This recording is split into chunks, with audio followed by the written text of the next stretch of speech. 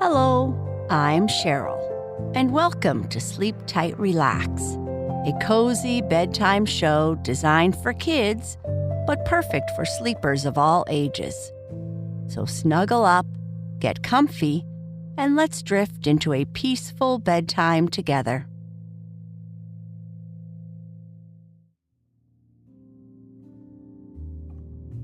In tonight's story, Grandpa Henry gathers his 4 grandchildren, Lucy, Jack, Emma, and Noah, around the cozy fireplace on a cool Halloween evening where they will sleep for the night. As the wind howls outside, he tells them the tale of a friendly giant he once met in an old, dusty apartment. What begins as a spooky encounter with heavy footsteps and slipping blankets turns into a wonderful story of friendship, kindness, and understanding, reminding the children that sometimes things that seem scary are just misunderstood. Before we start our special story, let's take a moment to relax and get cozy. First, snuggle into your blanket and close your eyes if you'd like. Take a deep breath in through your nose, filling up your belly like a balloon. Now, gently let that breath out through your mouth, like you're blowing away a soft cloud. Good. Let's try that again. Breathe in. Feel the air fill you up with calmness. And now breathe out, letting go of any busy thoughts from the day. Feel your body getting heavier and more relaxed. Now, imagine yourself in a warm, cozy place. You're safe and comfortable, wrapped in your favorite blanket. Maybe there's a soft pillow under your head. The air is calm, and everything around you is quiet and peaceful. You can hear the soft sounds of nature, like a gentle breeze or the rustling of leaves, making you feel even more relaxed. Now, take one more deep breath in and slowly let it out. Your whole body is calm, your mind is quiet, and you're ready for a bedtime story.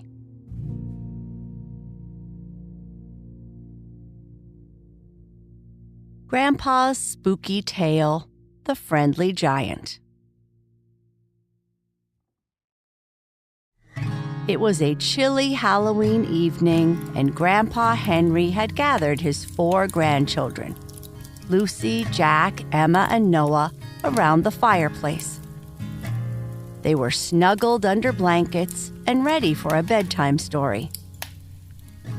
The fire crackled and shadows danced spookily on the walls, but the cozy warmth made everyone feel safe and snug. Grandpa Henry sat in his favorite armchair, smiling down at the kids. "How about I tell you a special story tonight?" he asked. "It's just the right kind of tale for Halloween. Spooky, but not too scary. Perfect for a night like this." The children laughed. "We're ready, Grandpa Henry," Lucy said, while Jack, Emma, and Noah nodded along. "All right," Grandpa began. "This story happened many, many years ago when I was much younger.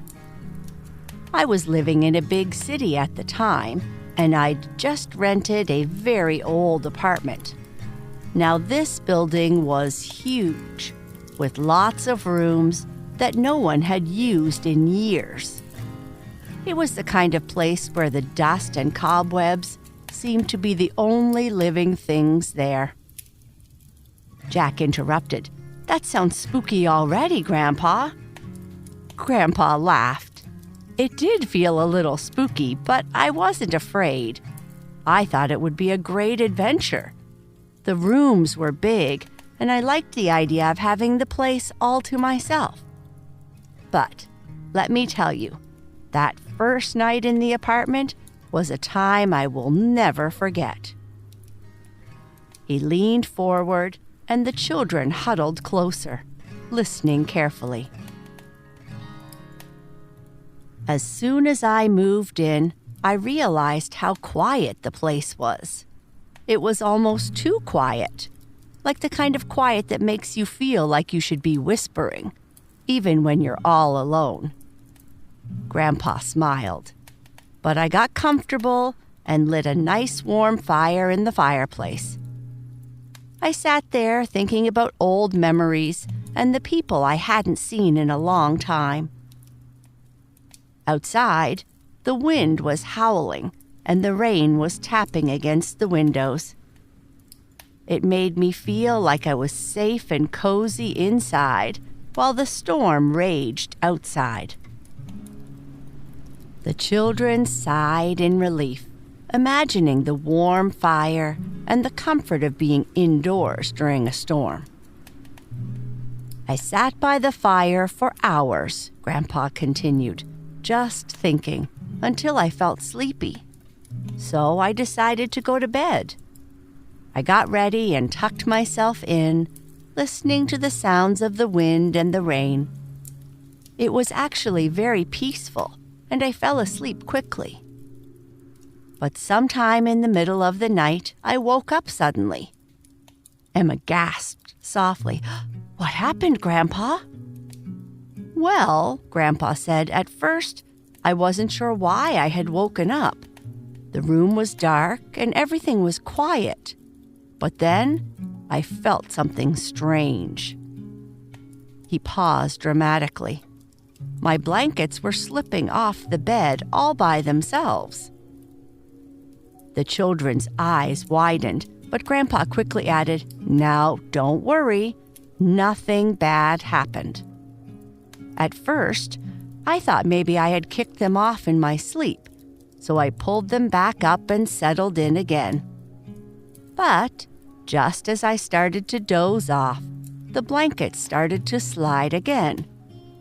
This time, I was wide awake, but I still couldn't figure out what was going on. Grandpa leaned in and whispered. I grabbed the blankets and held onto them tightly. I thought, whatever's pulling these blankets, I'm not going to let them go. But then, I heard it. "Heard what?" Noah asked in a hushed voice. "Footsteps," Grandpa said with a grin. "Big, heavy footsteps, like someone or something was walking around my room." "Was it a monster?"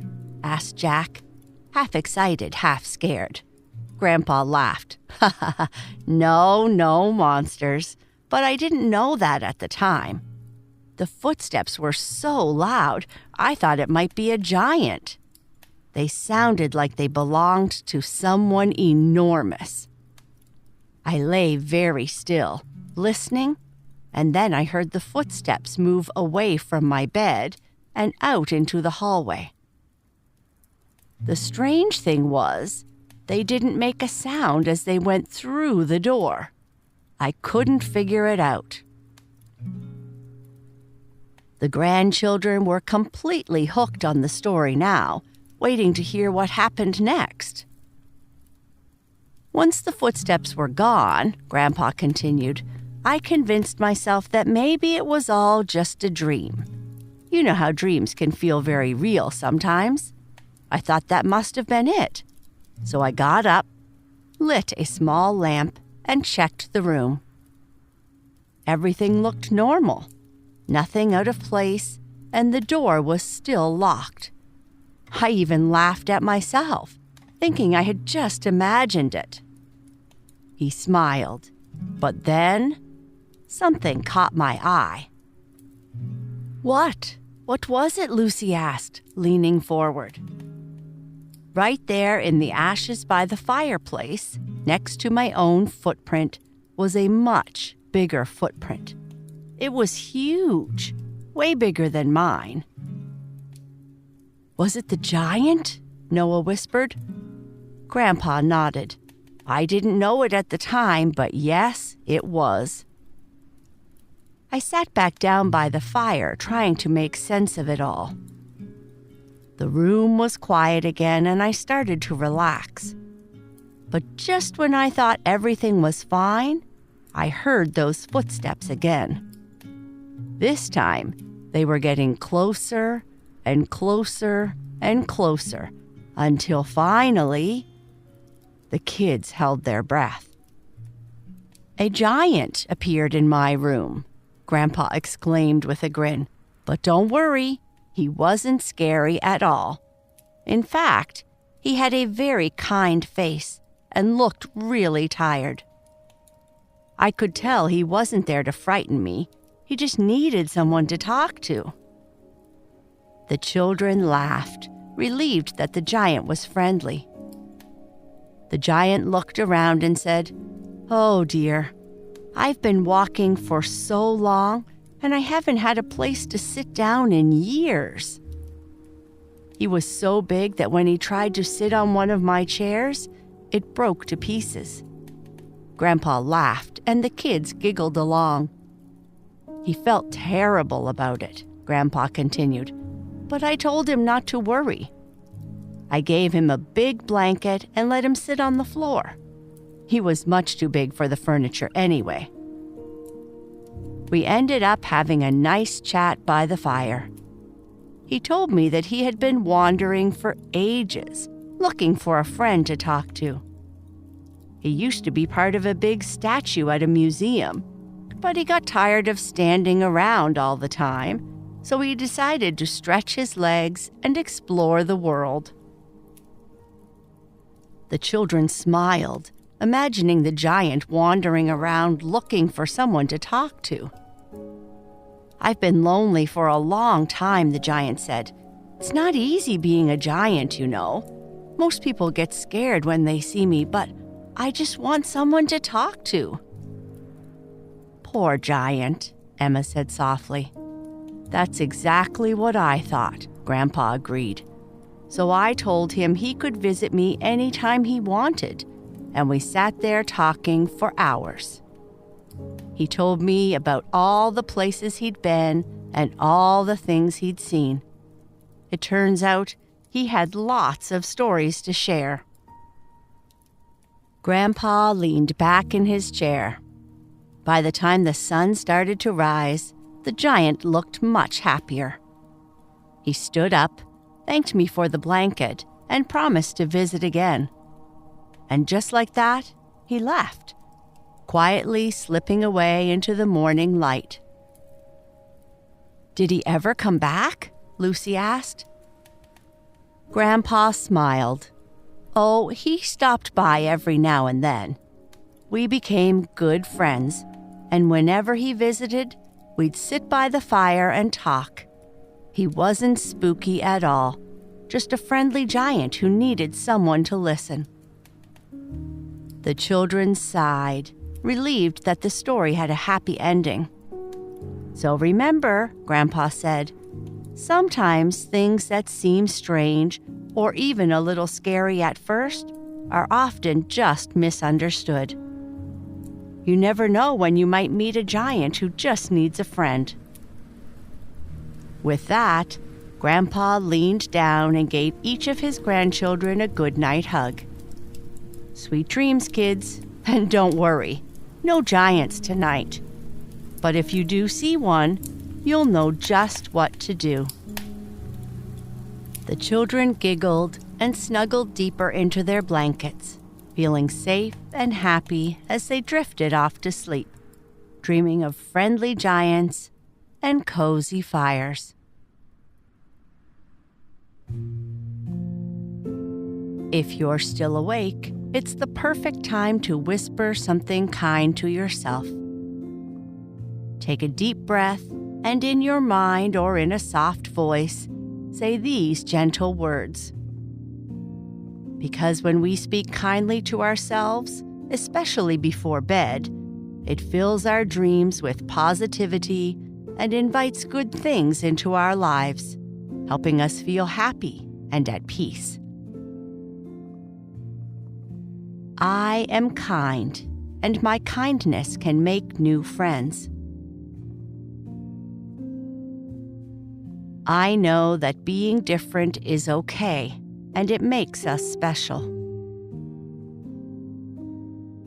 I trust that everything will be okay, even when I'm unsure. I am patient, and I can take my time to understand others. I am thoughtful and know how to make others feel welcome. I am calm, relaxed, and peaceful. Good night. Sleep tight.